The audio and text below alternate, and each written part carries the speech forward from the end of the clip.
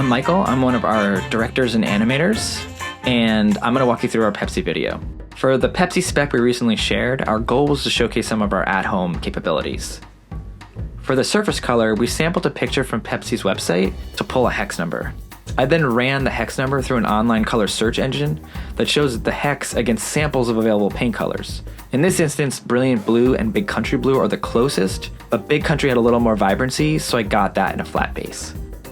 I wanted there to be some depth in the scene and to bring out more contrast in the two surfaces, which are painted the same blue, so I offset them and pitched one away from the light. I used a moving blanket to block ambient light and act as a negative fill. Now that the set is built, it's time to prep the product. The soda sprays a lot when you first puncture the can, so it's best to do that over the sink. I learned that the hard way, so you could take my advice here. You'll also need to make at least one other hole, since air needs to enter for the liquid to drain. I recommend putting the hole at the very edge of the bottom lip so the cans can be drained completely. For one of the cans, I made a larger hole in the back, and that was for the rig to fit into. It's best to have a cup of ice ready so you can quench your thirst when you're done.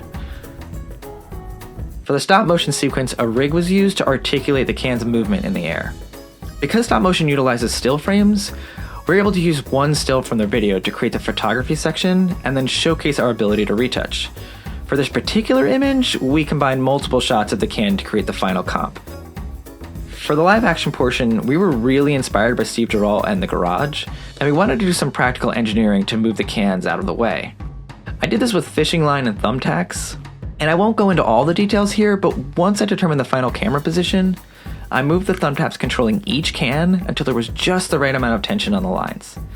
Once we got the shot, it was up to our editor and illustrator to bring the rest home.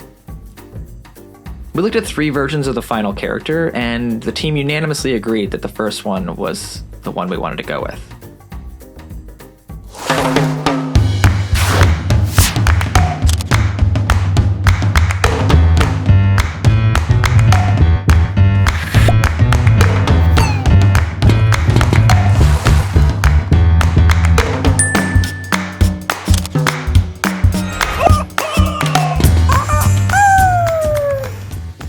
Don't forget to like and subscribe by liking and subscribing, and there's a bell. When you see it, you gotta ding it. It's important part of the process, and we look forward to showing you more content soon.